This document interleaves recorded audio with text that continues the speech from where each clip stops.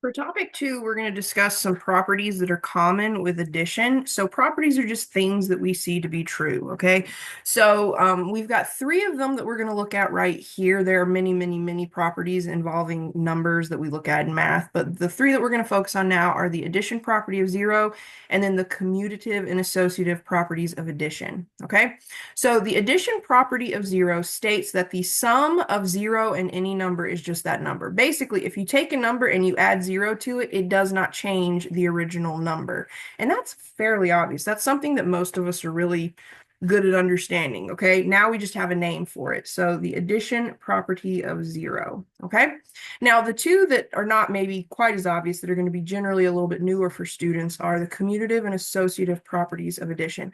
Neither of these properties are hard to work with, but you do need to understand the difference between the two, okay? So the commutative property of addition states that changing the order of add-ins does not change their sum. For example, if you think about this, let's say that we have 3 plus 4. Well, is that not exactly the same as 4 plus 3? If I have $3 and you have $4, that's $7. That's exactly the same thing as saying I have $4 and you have $3. We still have $7 total. So the order that you add in doesn't matter, okay? So I could do 3 plus 4, or I could do 4 plus 3. I get the same answer, okay? Now, the associative property is a little bit different. The associative property of addition states that changing the grouping of add-ins does not change their sum. So when you're dealing with the associative property, you're going to have three numbers at least. So let's say we have 1 plus 2 plus 3.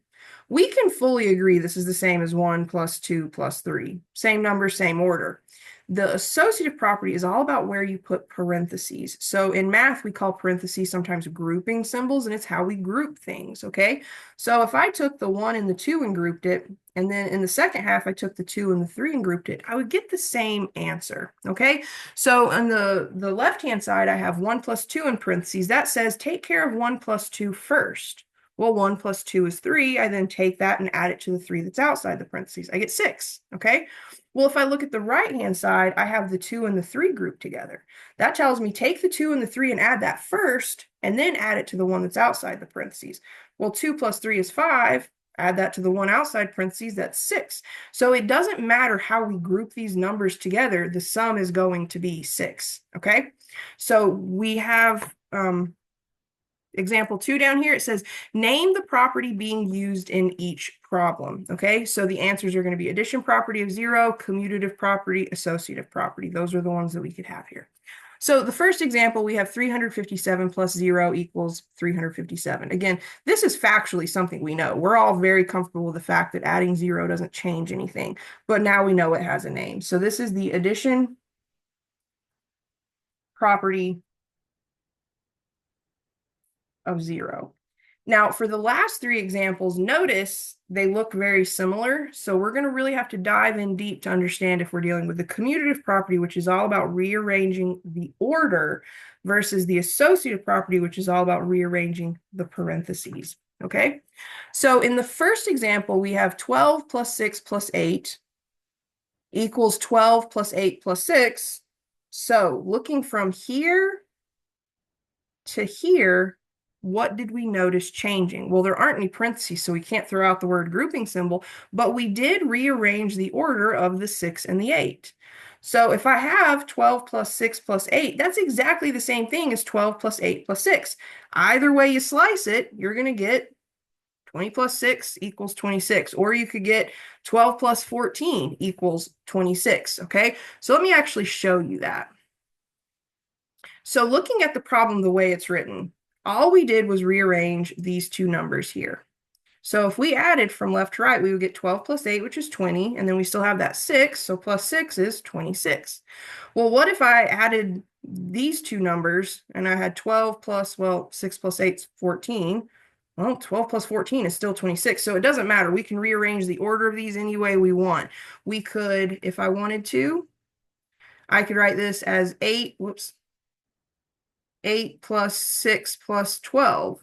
Well, I would still get the same thing. 8 plus 6 is 14. 14 plus 12 is 26.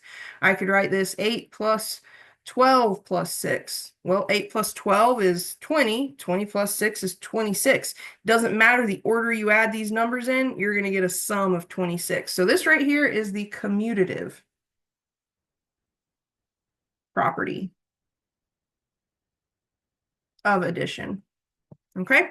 Now, next up, we have 17 plus 3 plus 6 equals 17 plus 3 plus 6. So notice the first three digits compared to the second three digits. They're the same numbers in the same order. Okay? We have a 17 and then a 3 and then a 6. We have a 17 and then a 3 and then a 6. What changes from the first three to the second three is the parentheses. Okay? So if we look at the first three digits, we have 17 plus 3 plus 6. Well, 17 plus 3 plus 6 is 9. So we want to know what 17 plus 9 is. Well, 17 plus 9 is 26, okay? Compared to over here, we have 17 plus 3 in parentheses. That says kind of add this first. Well, 17 plus 3 is 20, and then 20 plus 6 is 26. So what we've done from here compared to here is we've changed our parentheses. The order of the numbers didn't change at all.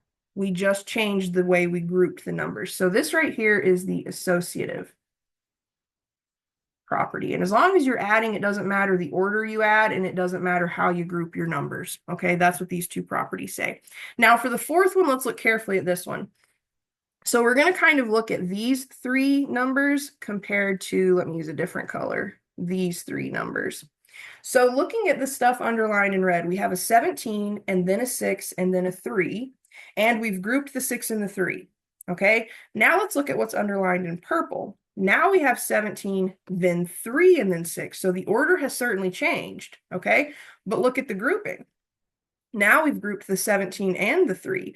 So order changed. So order and grouping have changed. So that tells me in this case, two properties are being used. This is commutative and the associative properties. Now, the good news is something like part 4, I'm not going to get too bent out of shape about, but you do need to understand the basics. So understand something like this and like this that I originally wrote out in black ink, and you'll be fine. So understand that commutative property means just switch the order around. Associative property means switch the parentheses around, and that's it.